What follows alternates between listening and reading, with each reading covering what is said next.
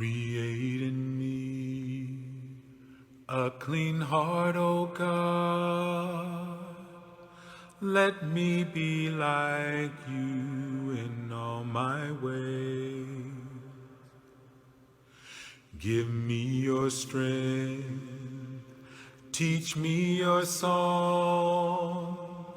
Shelter me in the shadow of your wings. For we are your righteousness, if we die to ourselves and live through your death. Good morning. Thank you for being here again. We are trying to learn to be content in the middle of a crisis. That may not seem like it would go together, but it can.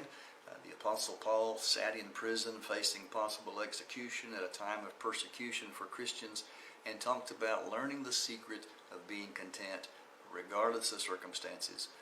I think he tries in his letter to help us learn that same secret.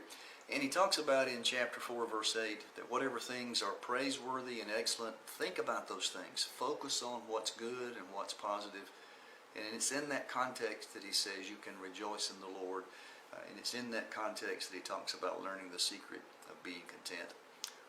One of the things he puts in a list of categories of things to think about is think about whatever is right. That's a little odd. Some translations say just. How do you ponder things that are right?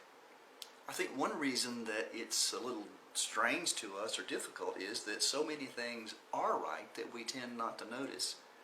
What we do notice is when things aren't right. That's just not right. That's not fair. Those things jump out at us and we notice those. But think about it. In doing that, that's how you begin to make things right. The civil rights movement of the last half century or so existed first in the minds of leaders before it began to become a movement of marches that led to change. People had to see that it wasn't right and wanted to be right.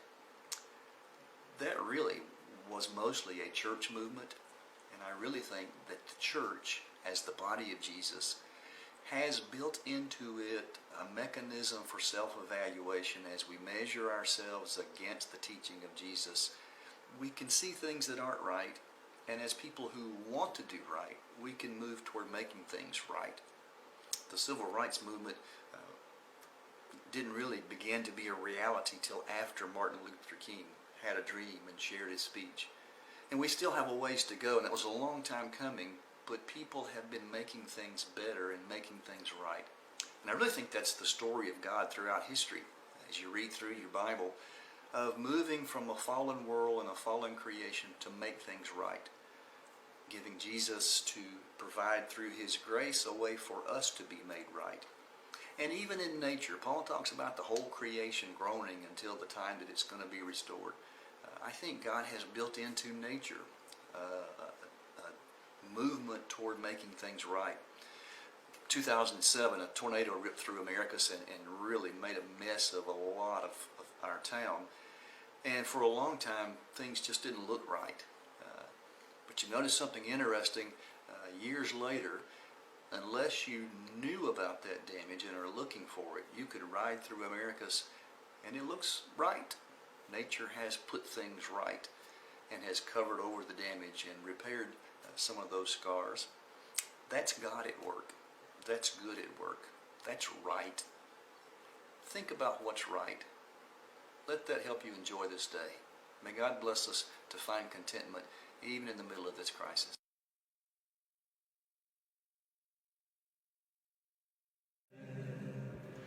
We shall be born again to be blessed in your love.